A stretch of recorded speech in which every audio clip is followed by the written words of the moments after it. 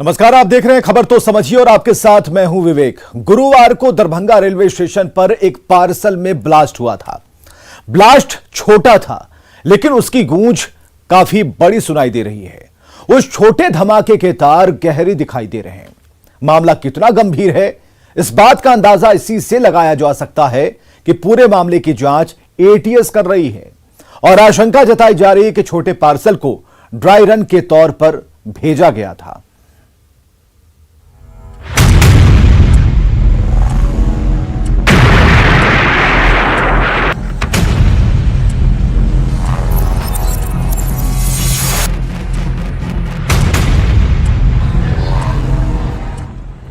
दरभंगा में हुए ब्लास्ट के तकरीबन 2 दिन बीत चुके हैं। एटीएस की टीम पूरे मामले को खंगाल रही है, लेकिन ये पूरा मामला सुलझने की बजाय उलझता ही जा रहा है। अब तक की जांच में जो सबसे बड़ी जानकारी सामने आई है वो ये कि दरभंगा ब्लास्ट का कनेक्शन बंजारा हिल्स से जुड़ता दिख रहा है। पार्सल में बंद कपड़े बंजारा हिल्स की एक दुकान से खरीदे गए थे। सैफ कलेक्शन से खरीदे गए थे। पार्सल में भेजे जाने वाले कपड़े, उसी कपड़े के बंडल में केमिकल की शीशी मिली थी जिसमें ब्लास्ट हुआ था। सारे बिंदुओं पर जांच की जा रही है और ये सामने आ रहा है कि हैदराबाद के जो बंजारा वहाँ पे जो जगह है वहाँ से कपड़ा सेफ कलेक्शन के नाम से दुकान है, वहीं पर जो है उस कपड़े की खरीदारी हुई थी और उसको यहाँ लाया गया था। लेकिन जो सुफियान नाम का जो व्यक्ति था वो कौन था, इसकी तलाश में एटीएस लगी हुई है। और जो दरभंगा मॉड्यूल है उसको लेके एक बार जो है देख चुके हैं कि यहाँ किस तरह जो है एक मॉड्यूल खड़ा किया गया था यासीन भटकल की तरह जो यहाँ पे मॉड्यूल खड़ा किया था। उसके बाद से ही यहाँ आतंकियों का गढ़ माना जाने लगा था, लेकिन उसको ख़त्म कर दिया गया था। फिर से ये अब एटीएस मान के चलिए कि क्या ये ट्रायल रन है। दरअसल गुरुवार को सिकंदराबाद से दरभंगा पहुंची स्पेशल ट्रेन से एक कपड़े का पार्सल उतारा गया था और जैसे ही पार्सल को 2 नंबर प्लेटफॉर्म से 1 नंबर प्लेटफॉर्म पर लाया गया, उसमें एक धमाका हो गया। धमाका हल्का होने के कारण कोई जान माल की क्षति तो नहीं हुई, लेकिन सबसे बड़ा सवाल ये है कि जो पार्सल दरभंगा के मोहम्मद सुफियान के नाम से था, उस मोहम्मद सुफियान का अब तक कोई पता नहीं चल पाया है। पार्सल पर दिया गया फोन नंबर भी गलत है। तो सवाल उठता है कि क्या ये सब कुछ एक ट्रायल के तौर पर किया जा रहा था? जाहिर है कई ऐसे सवाल हैं जो अभी तक फिजाओं में तैर रहे हैं।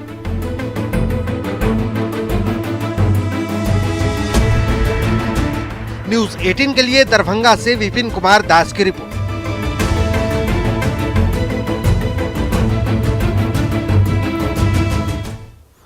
चलिए इस खबर को समझिए कि जांच हो रही है कि किस तरह के विस्फोटक का इस ब्लास्ट में इस्तेमाल हुआ था। क्या था ये पार्सल में विस्फोटक रखने का मकसद क्या था, यह भी सवालों के घेरे में है। सवाल यह भी है कि नाम और जो फर्जी पता, इसके पीछे क्या एक गहरी साजिश है। और एक सवाल और है कि जिसे पार्सल भेजा गया वो शख्स आखिर कौन है जो रिसीव करने नहीं आया। तो क्या सिकंदराबाद टू दरभंगा कोई एक मॉड्यूल काम कर रहा है? अब एटीएस इस पूरे मामले की जांच कर रही है। तो एटीएस के बारे में हम आपको जानकारी देना चाहते हैं कि एटीएस है क्या। तो एटीएस एक विशेष पुलिस फोर्स है। एटीएस आतंकी गतिविधियों की जांच करती है और एटीएस धमाके के मॉड्यूल तलाश रही है कि इसका कौन सा मॉड्यूल है, कहां से तार जुड़े हैं। दरअसल धमाका दरभंगा स्टेशन पर हुआ, लिहाजा दरभंगा मॉड्यूल को लेकर भी अभी गंभीर जांच चल रही है। दरभंगा मॉड्यूल की नींव इंडियन मुजाहिदीन के फाउंडर यासीन भटकल ने रखी थी और शायद आपको याद होगा कि अगस्त 2013 में नेपाल बॉर्डर से पकड़ा गया था भटकल।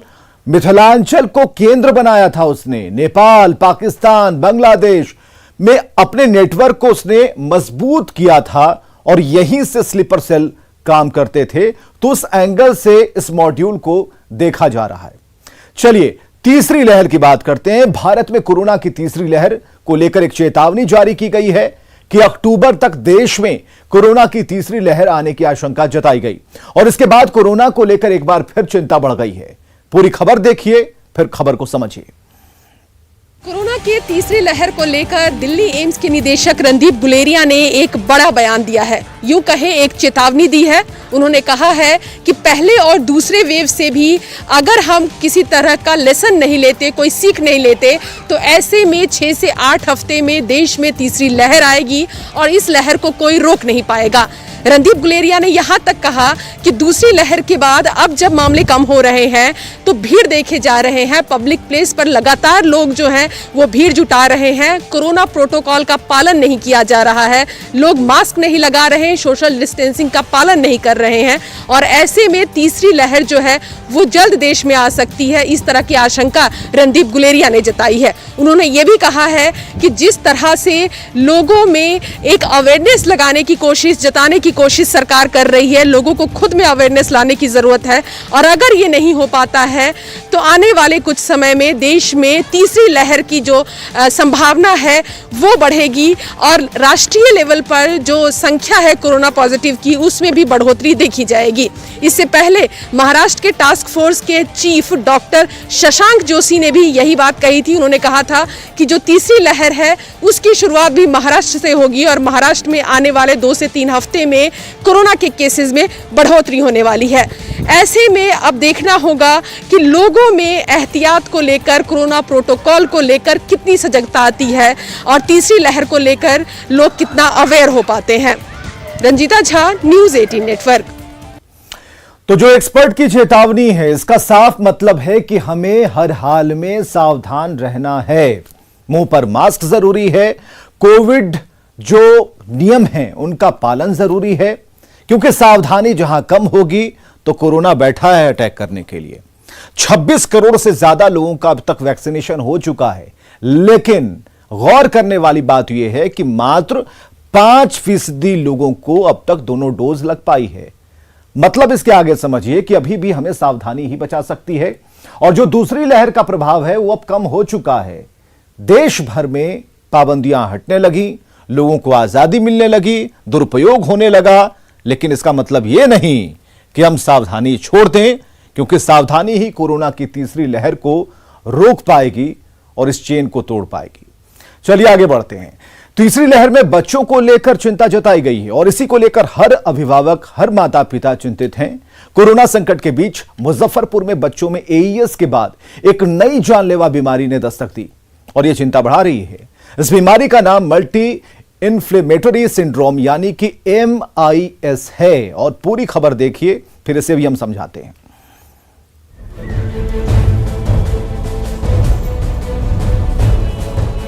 मुजफ्फरपुर में एईएस के खतरे के बीच बच्चों पर एक नई बीमारी का खतरा मंडराने लगा है।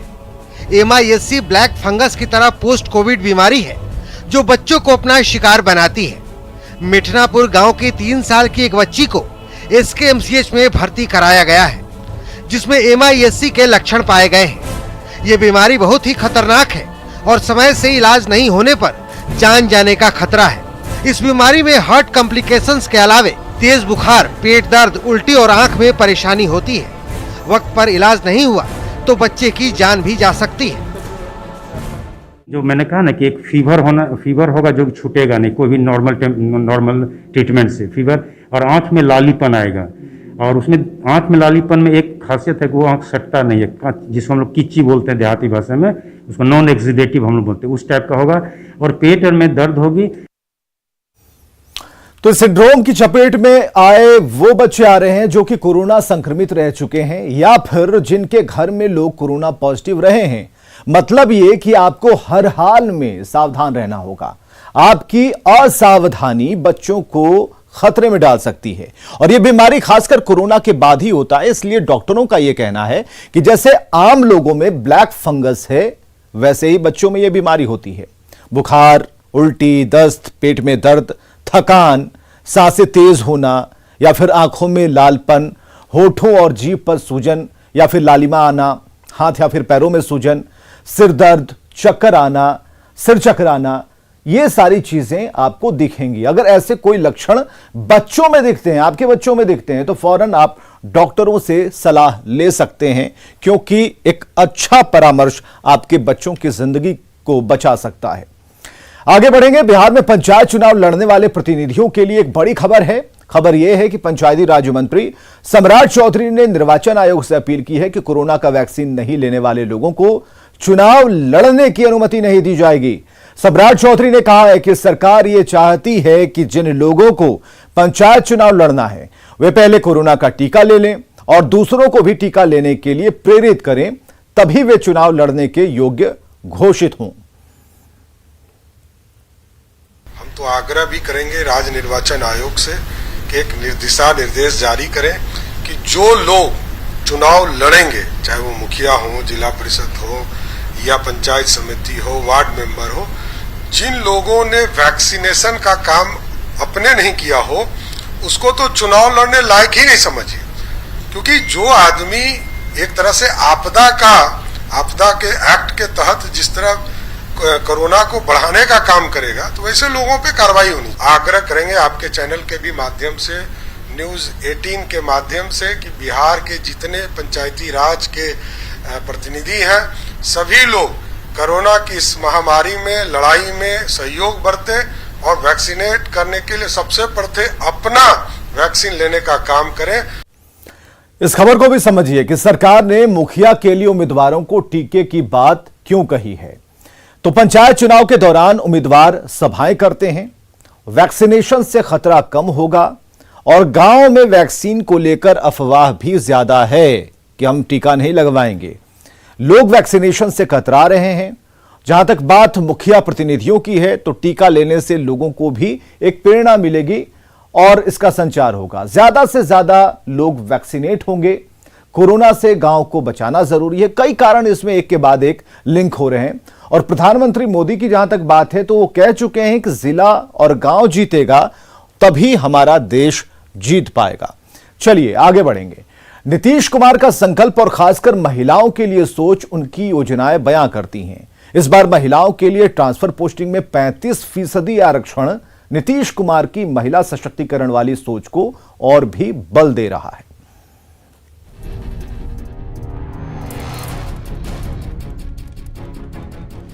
चिट्ठी आई है, खुशखबरी लाई है, तबादले और पोस्टिंग में महिलाएं छाई हैं। अगले महीने आपके थाने में अगर महिला थानेदार मिले तो चौंकिएगा मत। यह बदलाव सिर्फ थानेदार के तौर पर ही नहीं बल्कि एसडीओ, बीडीओ और सीओ समेत एसडीएम के पद पर दिख सकता है और यह हो रहा है मुख्यमंत्री नीतीश कुमार के उस आदेश से जिसके तहत प्रदेश सरकार अब क्षेत्रीय स्तर की पोस्टिंग में 35% आरक्षण देने जा रही है। अब सवाल है कि बिहार सरकार ऐसा क्यों कर रही है। चलिए पहले यह समझिए। महिलाओं को सशक्त करने का फैसला 7 निश्चय पार्ट 2 का हिस्सा है, जिसका मकसद स्थानीय प्रशासन में महिलाओं को पर्याप्त स्थान दिया जाना है। यह फैसला बीडीओ, सीओ, एसडीएम और थानेदार जैसे पदों पर लागू होगा, जिसके तहत ट्रांसफर पोस्टिंग में महिलाओं को 35% प्रतिनिधित्व दिया जाएगा। अब तक महिलाओं के प्रतिनिधित्व से संबंधित विभागों से जवाब मांगा गया है। 1 जुलाई को 7 निश्चय पार्ट 2 की समीक्षा के लिए फिर बैठक होगी और उस बैठक में महिलाओं के प्रतिनिधित्व मिलने को लेकर समीक्षा होगी। यह पहला मौका नहीं है जब नीतीश सरकार ने महिलाओं को सौगात दी है। इससे पहले भी महिलाओं को सशक्त बनाने के लिए नीतीश सरकार ने कई अहम फैसले लिए हैं। मसलन पंचायतों में महिलाओं को 50% सीट आरक्षित है। बिहार सरकार की सभी नौकरियों में महिलाओं को 35% आरक्षण मिलता है। 12वीं पास अविवाहित लड़कियों को 25,000 रुपए देने का ऐलान किया जा चुका है। स्नातक पास लड़कियों को 50,000 रुपए देने का फैसला हो चुका है। मुख्यमंत्री महिला उद्यमी योजना का शुभारंभ हो चुका है। मेडिकल और इंजीनियरिंग कॉलेजों में नामांकन में आरक्षण दिया जा रहा है। बिहार में खुलने वाले स्पोर्ट्स यूनिवर्सिटी में महिलाओं को आरक्षण दिया जाना है। नीतीश कुमार के आदेश के बाद सरकार ने सभी संबंधित विभागों को पत्र जारी किया है। विभागों से सूची मांगी जा रही है कि इन पदों पर फिलहाल कितनी महिलाओं की पोस्टिंग की गई। मतलब साफ है कि नीतीश सरकार ने ठान लिया है कि सशक्त महिलाओं के जरिए ही बिहार को सशक्त बनाया जाएगा।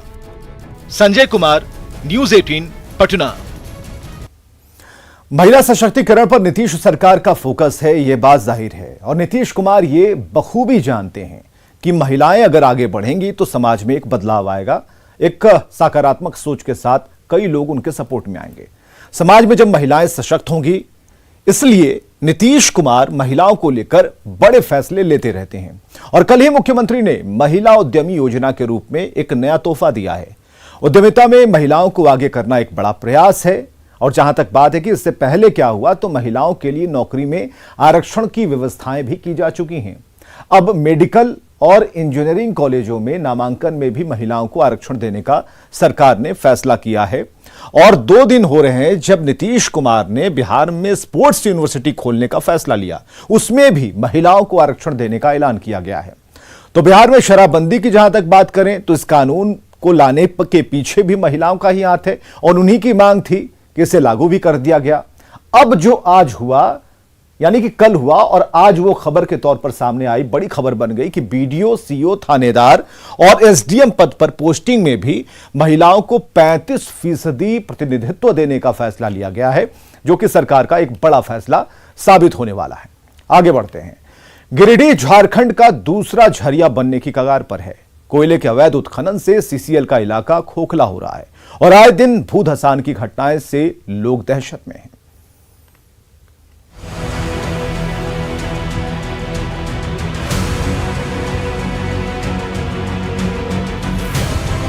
बरसात शुरू होते ही गिरिडीह में सीसीएल की जमीन पर संचालित अवैध कोयला खदानों में भू धसान की घटनाएं भी शुरू हो गई हैं। लगातार हुई बारिश के कारण बनियाडीह एरिया अस्पताल के पास पानी टंकी के नीचे एक बड़े भूभाग में धसान हो गया। गनीमत रही कि भू धसान से पानी टंकी नहीं गिरी, हालांकि टंकी के नीचे गोफ बन गया है। आशंका है कि लगातार बारिश हुई तो पानी टंकी कभी भी धराशायी हो सकता है। इससे पूरे बनियाडीह इलाके में जलापूर्ति भी प्रभावित होगा। भू धसान से बनियाडीह की हजारों की आबादी दहशत में है। डर है कि पता नहीं कब किसका घर जमीन के नीचे समा जाए। बारिश की वजह पूरा धस गया, गाछ भी गया और टंकी खोल हो गया अंदर से। अच्छा जी, खोल कैसे हुआ जमीन के नीचे? जमीन के नीचे खोल हुआ, यही खानता सब चलाता है, उसके वजह से हो गया। दरअसल अवैध कोयला उत्खनन के कारण आसपास की जमीन खोखली हो गई है। ऐसे में लगातार हो रही बारिश से भू धसान की घटनाएं बढ़ रही हैं, जिससे विस्थापन की समस्या भी पैदा हो सकती है। अवैध तरीके से कोयले निकालने की वजह से जमीन अंदर ही अंदर खोखला हो गई है। परिणाम स्वरूप इस तरह के भू धसान गिरिडीह में जगह जगह पर साफ देखा जा सकता है। कोयला के अवैध खनन के कारण भू धसान की घटनाएं लगातार बढ़ रही हैं।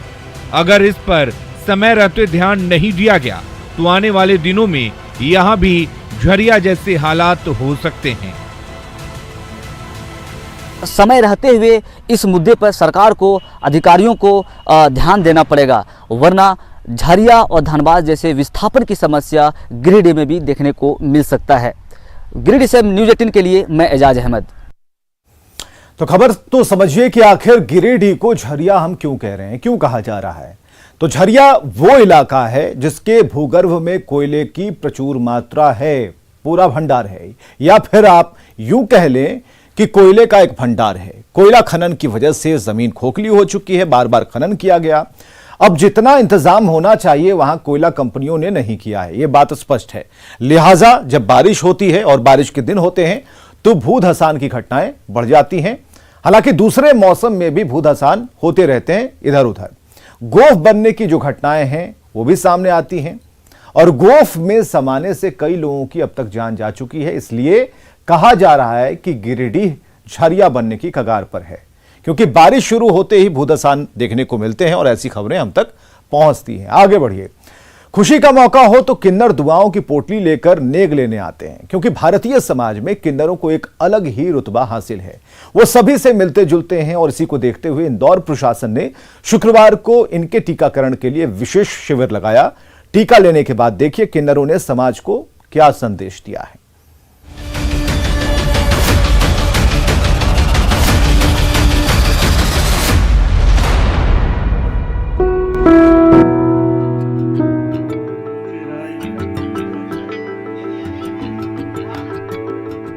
किन्नरों को देखने समझने का समाज में हर किसी का अपना नजरिया हो सकता है, लेकिन बेशक समाज में किन्नरों को एक अलग रुतबा हासिल है।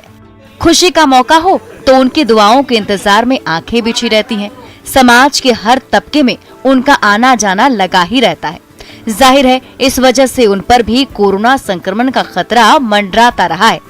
इसी खतरे को भांपते हुए इंदौर जिला प्रशासन और स्वास्थ्य विभाग की टीम ने इंदौर में नंदलालपुरा समेत जिले के कई हिस्सों में किन्नरों के लिए मेगा वैक्सीन कैंप लगाया, जिसमें सिलसिलेवार तरीके से थर्ड जेंडरों के तकरीबन 200 सदस्यों को टीका लगाया गया।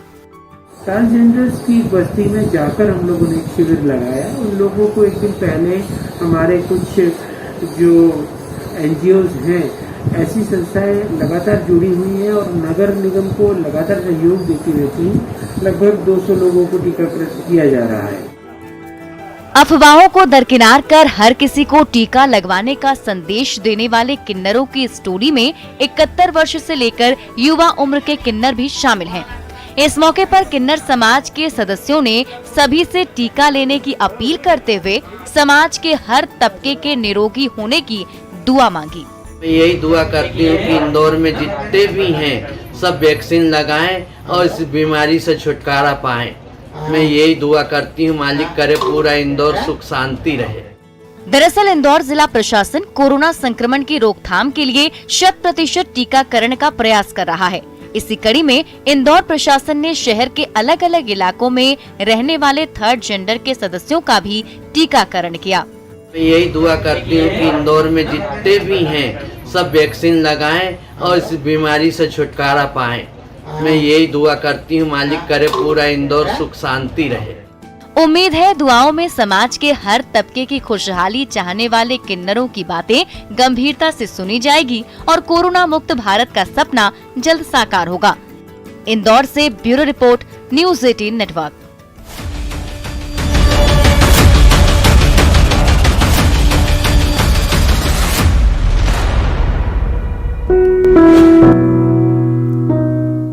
और खबरें लगातार जारी हैं, आप बने रहें हमारे साथ।